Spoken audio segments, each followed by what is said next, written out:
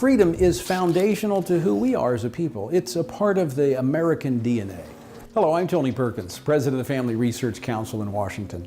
Freedom truly is a gift from God. Words engraved on Jefferson's memorial reflects that truth, where it says, God, who gave us life, gave us liberty at the same time. I have here a pocket Constitution. Every American ought to know the basics of our Constitution. It's not only our government's foundational document, it is the agreement between we the people and those who govern. The historical record makes clear our Constitution would not have been ratified without the promise of a Bill of Rights enumerating and guaranteeing our essential freedoms as Americans. A little-known fact is that the first enumerated freedom adopted by the House of Representatives in the summer of 1789 was a standalone amendment that read, Congress shall make no law establishing religion or prohibiting the free exercise thereof, nor shall the rights of conscience be infringed. Now, the Senate combined other personal freedoms to establish what eventually became our First Amendment freedoms.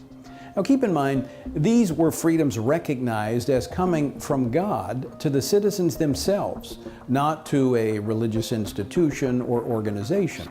Now, there are two parts to this first freedom of religion, the Establishment Clause and the Free Exercise Clause. You'll hear these discussed today whenever religious freedom issues come up. But consider first the free exercise. Religious liberty is more than just what one thinks or what happens in a church building.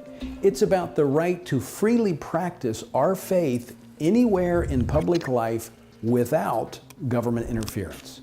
Religious liberty has been a prized freedom from the beginnings of America. After all, the Pilgrims, Puritans, Quakers, and other religious settlers came here for religious freedom. And we have enjoyed this first freedom for nearly 240 years. The freedom not only to believe, but also to live our lives according to those beliefs. Yet today, religious freedom is under assault in America.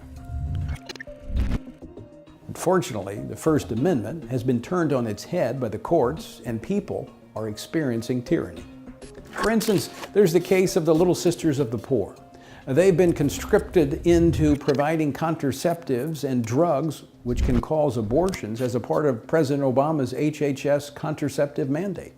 Gary Tabor, a Washington state judge, was admonished by the State Judicial Commission for saying in an administrative hearing he was uncomfortable with performing same-sex marriages due to his religious beliefs.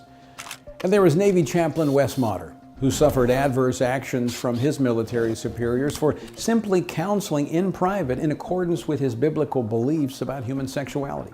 Who would have ever thought we could arrive at the day in which military chaplains themselves were having their religious liberties threatened?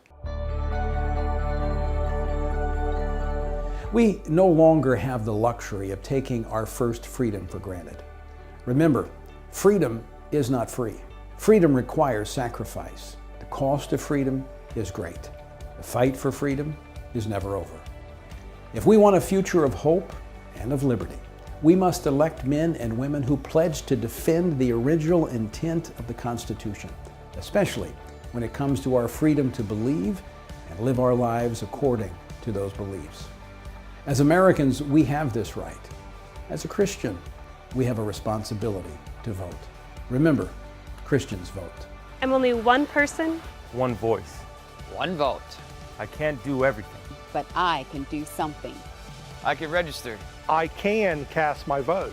I can vote my biblical values. Will you join me? Will you join me? Together, we can make a difference.